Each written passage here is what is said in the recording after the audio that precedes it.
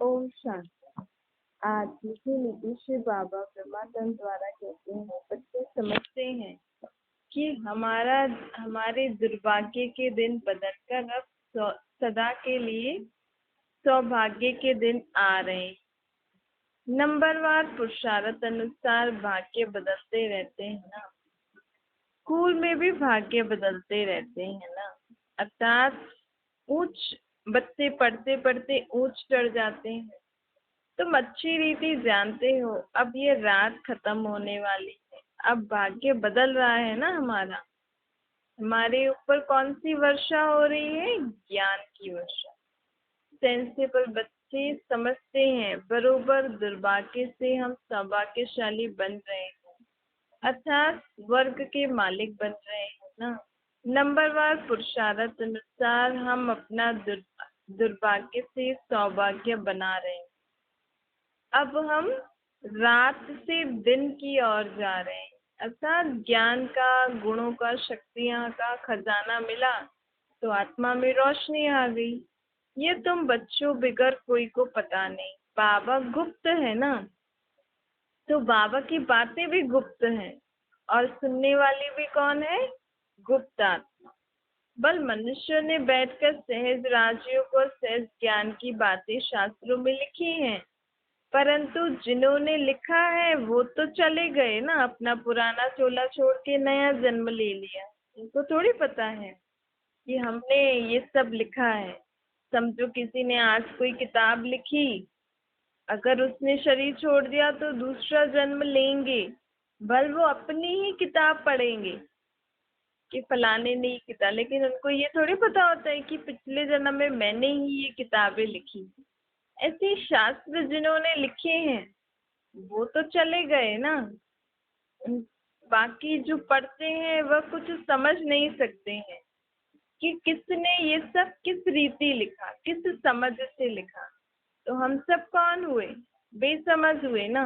भाई हम तो वो सब शास्त्र आदि पढ़ रहे हैं, लेकिन जिन्होंने शास्त्र लिखा उन्होंने कौन सी लाइन किस समझ से लिखी ये तो किसी को भी पता नहीं। बस बैठ के पढ़ रहे हैं। कितना फर्क हो गया ना। तुम भी नंबरवार पुरुषार्थ अनुसार समझते हो, सभी एक रस पुरुषार्थ नहीं करते। दुर्भाग्य किसको, सौभाग्य किसको कहा जाता है, ये सिर्फ बाबा के बच्चे ही जानते हैं जो ब्राह्मण बने। और तो सभी घोर अंधेरे में हैं, उनको जगाना है, अर्थात समझाना है। सौभाग्यशाली कहा जाता है जो सूर्यवंशी घराने में आएंगे।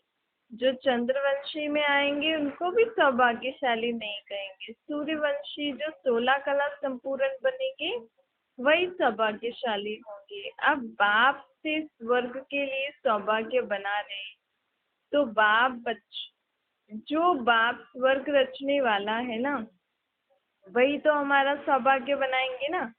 अंग्रेजी जानने वालों को भी तुम समझा सकते हो कि हेवनली गॉड फादर द्वारा हेवन का सौभाग्य बना रहे हैं हम, क्योंकि जिन्होंने लिखा है हेवनली गॉड फादर वो थोड़ी समझते हैं हेवनली गॉड फादर मतलब हेवन की स्थापना करने वाला है, हेवन में रहने वाला नहीं, हेवन की स्थापना करने वाला है। हेवन में है सुख, हेल में है दुख। गोल्डन एज माना सत्युग सुख, आयरन एज माना कलयुग दुख। बिल्कुल ही सहज बातें हैं, समझो तो बिल्कुल ही सहज बातें हैं। हम अभी पुरुषार्थ कर रहे हैं।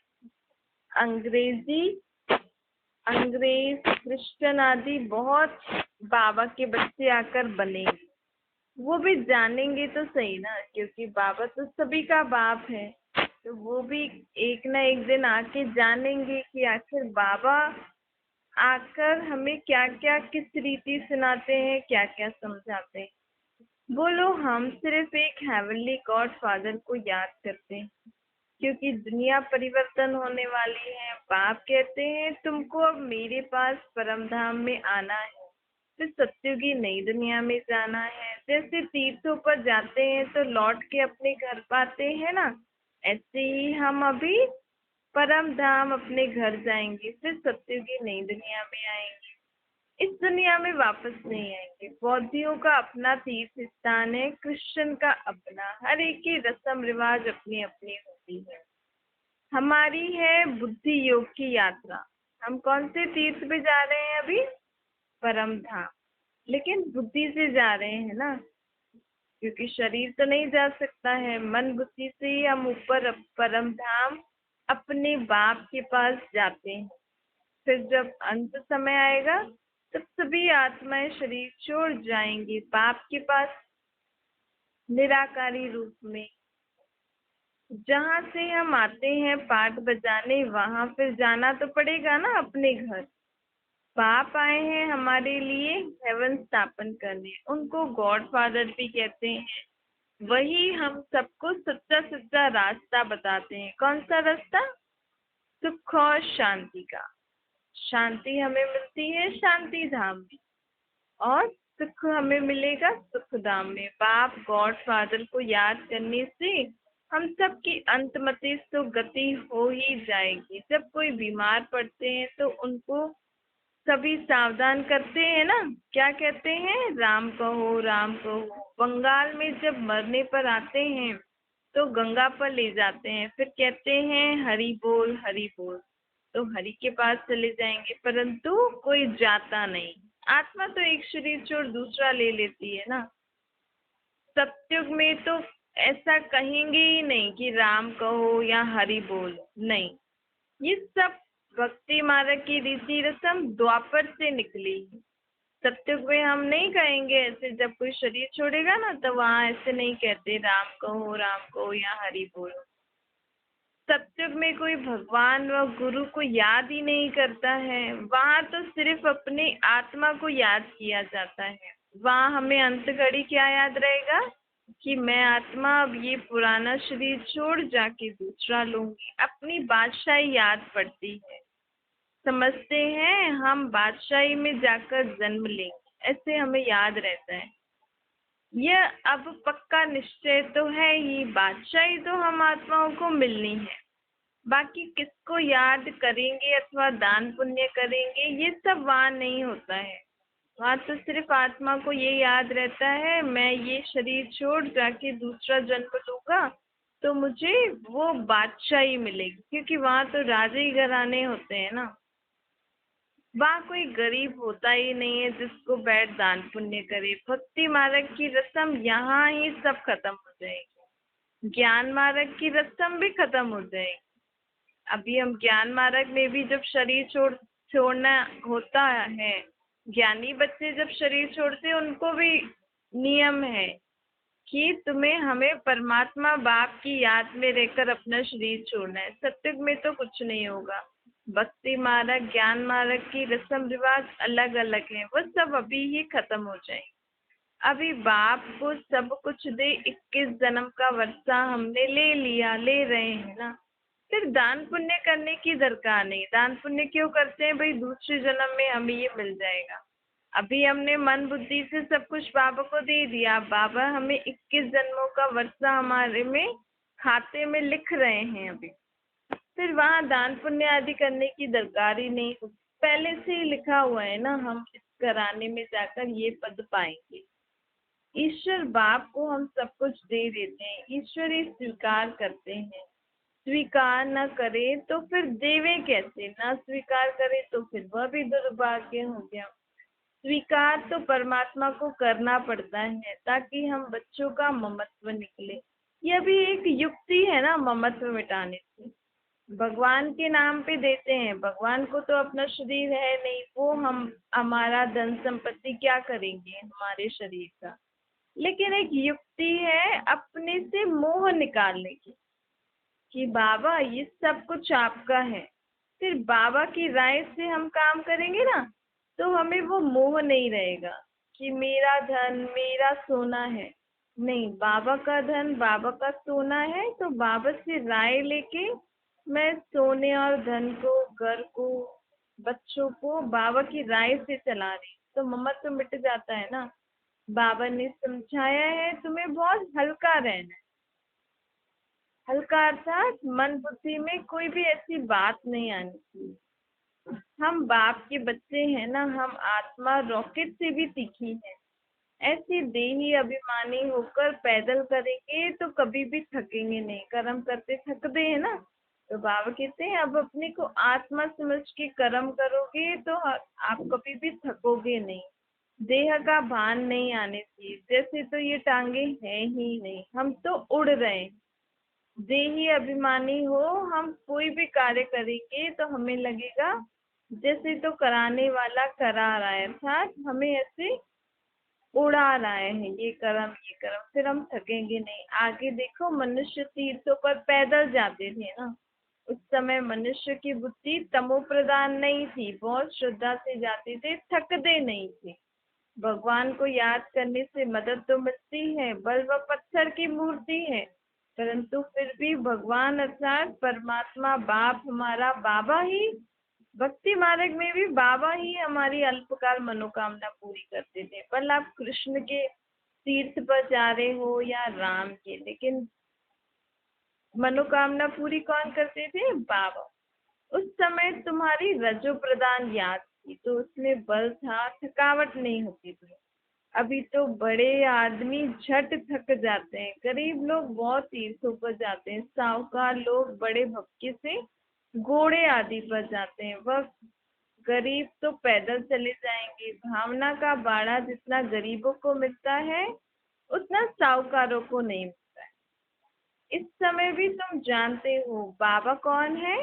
गरीब निवास। कौन से गरीबों का है? जिन आत्माओं के पास न गुण शक्ति न ज्ञान है, उन गरीबों का है। अभी भारतवासी सब गरीब हो गए हैं ना, न धन है न शक्ति है। अब मैं ऐसे भारत गरीबों के ऊपर ज्ञान की वर्षा करने आया हूँ। बाबा कहते तुमको कोई तकलीफ थोड़ी देता हूँ, सिर्फ कहता हूँ मुझे याद करो। देखो, तुम सब मेरी सजनियां हो। अब बाबा कहते हैं मुझे अपने साजन के रूप में याद करो। साजन को भोग लगाने के बिना खाने में तुम्हें लज्जा नहीं आती है? मैं तुम्हारा साजन हूँ तो बाप भी हूँ। कहते हैं मुझे तुम नहीं खिलाएंगे तो तुमको हमें खिलाना, कहते हैं मुझे तुम नहीं खिलाएंगे, तुमको तो हमें खिलाना चाहिए ना। बाबा को तो अपना शरीर नहीं है, तो बाबा कैसे खिलाएंगे? तो हमें तो बाबा को याद करके खाना है, अर्थात हम बाबा को खिला रहे हैं। बल बाबा खाते नहीं है, लेकिन वासना तो लेंगे ना। जो खिलाता है, अब मैं तुम्हें खिला रहा हूँ ना, हमने सब कुछ बाबा को दे दिया, तो मतलब धन संपत्ति राशन आदि सब बाबा का है।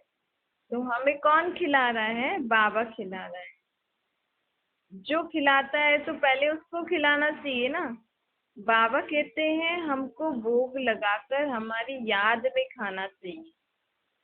इससे बहुत फायदे होते हैं, इससे भोजन में भी शक्ति बढ़ती है और हमारी आत्मा में भी शक्ति आती है, शरीर भी तंदुरुस्त होता है और बाबा भी याद रहता है। बाबा बार बार समझाते हैं, बाबा को याद करना जरूर है। बाबा कहते हैं कुमारियों के लिए तो बहुत सहज है, कन्या की तो साजन के साथ सगाई होती है। तो ऐसे ही अब मैं तुम्हारा साजन बना हूं ना, बस तुम माताएं हो तो मुझे बच्चा समझ के खिलाओ, अपने बच्चे के साथ खिलाओ। माताएं भी साजन समझ के खिला सकती हैं ना। तो परमात्मा को किसी भी संबंध से याद कर कर भोजन पर उनको जरूर याद करना है, चाहे बच्चा समझो, चाहे बाप समझो, चाहे साजन समझो, या जो भी आपको संबंध अच्छा लगता है, उनको हम याद करते हैं तो बाबा भी हमारे पास आ जाते हैं। शायद बाबा को भी हमारी याद खींचती है ना, जब हम इतने प्यार से उनके लिए भोजन बनाएंगे और भोजन पे खाने से पहले उनको भोग लगाएंगे, फिर उनके साथ ही बैठ के खाएंगे, तो फिर बाबा भी आ जाएंगे। याद करेंगे तो वासना तो लेंगे ना बाबा भी। तो ऐसी ऐसी बातें करनी चाहिए बाबा के साथ। बाबा आज हमने आपके लिए ये बनाया है, बस बाबा के साथ ही बनाया है। बाबा चलो अब आप खाओ, फिर आप हमें खिलाओ। ऐसे ऐसे अंदर ही अंदर गुप्त प्रैक्टिस करनी चाहिए। तुम्हारी यह प्रैक्टिस होगी रात को जागने से। क्योंकि हम रात को जाग कर, रात को तब अमृत वेले जागकर हम बाबा को याद करेंगे, तो वो जो अभ्यास होता है ना, वो फिर हमें दिन में भी मदद करता है। फिर हम भोजन पे, कर्म करते या कोई भी काम करते बाबा को याद करते रहेंगे। तुम ही तो गाते थे, तुम ही से खाऊं, तुम ही से बैठूं, तुम ही संग रास रचाऊं। तो ये पक्का प्रण अभी किया था, तो अब उसको हम निभा भी सकते हैं ना, क्योंकि बाबा अभी सृष्टि पर आया है। जब याद करेंगे तभी तो वह भी खाएंगे ना। उनको तो वासना ही मिलती है, क्योंकि उनको अपना शरीर तो है नहीं। तो बाबा कहते हैं ये ध्यान रखो, आधा कल्प तुमने मुझे याद किया, अब मैं आकर तुमसे मिला हूँ। ऐसे बोलना चाहिए, बाबा हम जो खाते हैं वो आप भी खाओ। ऐसे नहीं एक बार याद किया फिर तुम खा जाओ, नहीं। उनको खिलाना भूल जाओ, नहीं। उनको भूलने से फिर उनको मिलेगा ही नहीं।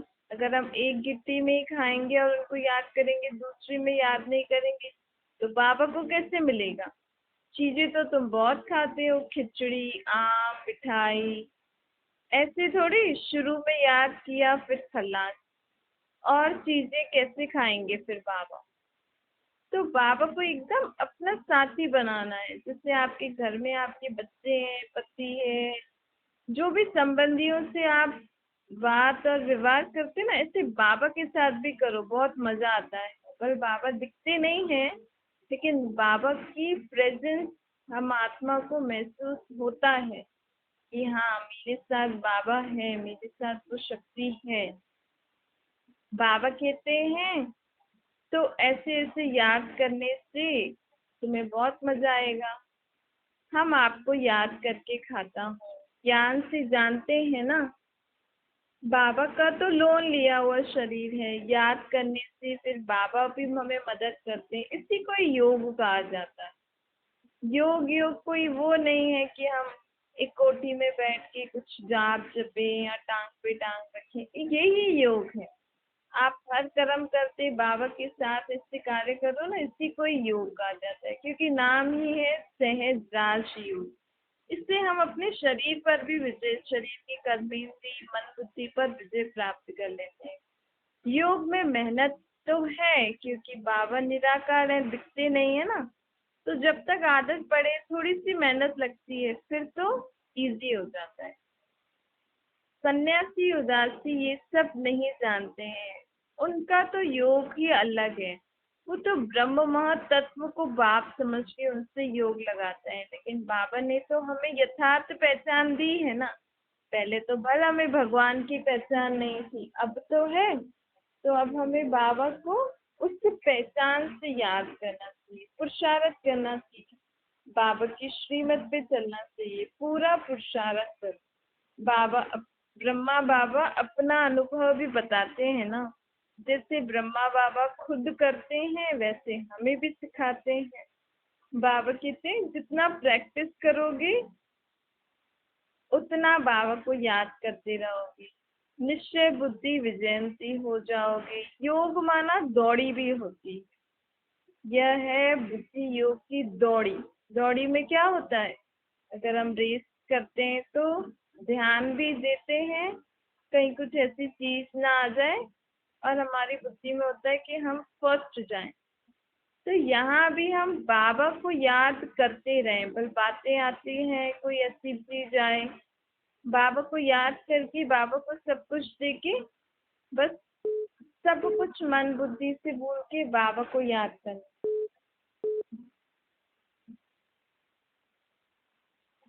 बाबा को याद करते रहना है, इतना हमारा प्रैक्टिस होनी चाहिए। हम स्टूडेंट है ना, टीचर अभी हमको दौड़ना सिखा रहे हैं। बाबा कहते हैं ऐसे नहीं समझो कि दिन में सिर्फ कर्म ही करना है, नहीं। कर्म किया फिर कछुआ क्या करता है, कर्म करके फिर अपने हाथ पांव अंदर करके बैठ जाता है ना। तो बाबा कहते हैं तुम भी दिन में कर्म करो, और कछुए मिसल कर्म कर, फिर कर्मेंद्रियों से डिटैच होकर अपने को आत्मा समझो, बाप को याद करो।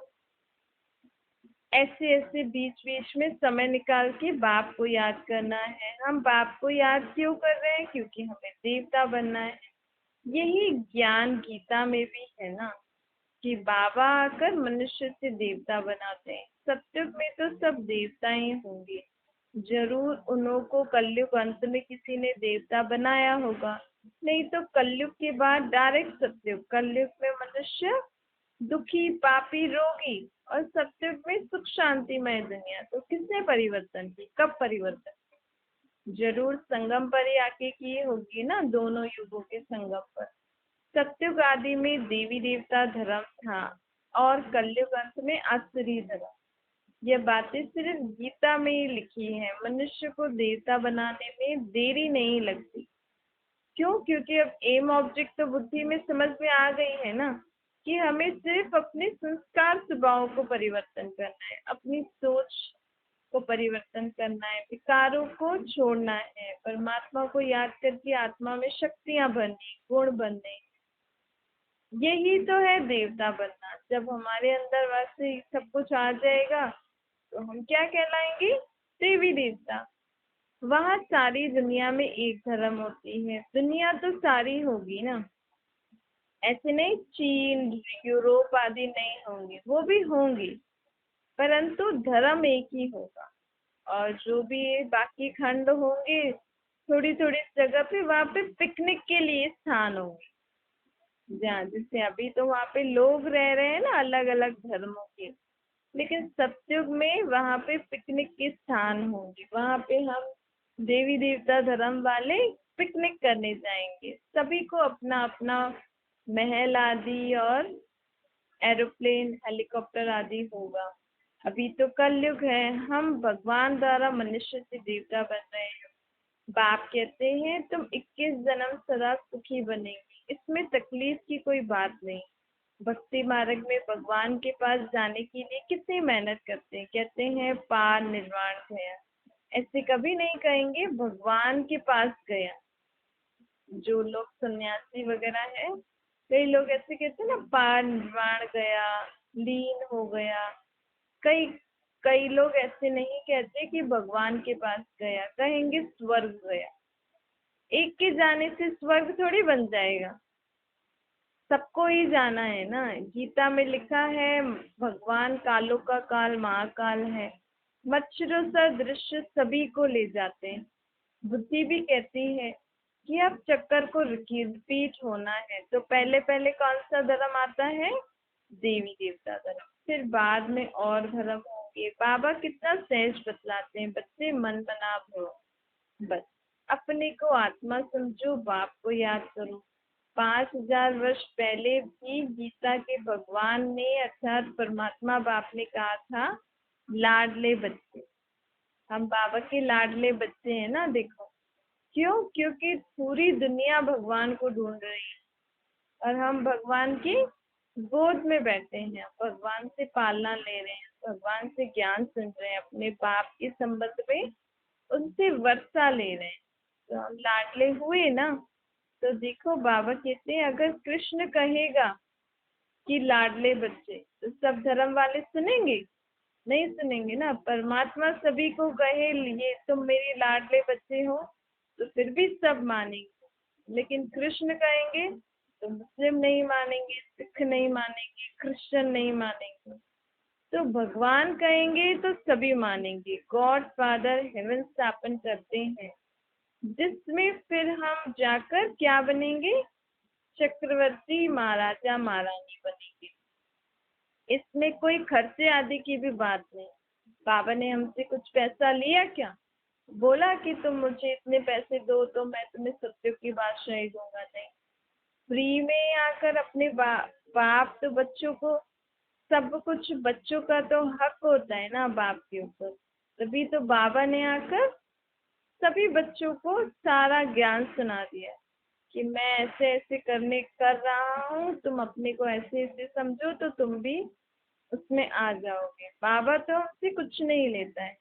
हमसे कहते हैं सिर्फ ममत्व मिटाने के लिए मुझे मन बुद्धि से सब कुछ दे दो, और सुबह से लेकर रात तक क्या कर्म कर रहे हो वो मेरी राय पे करो।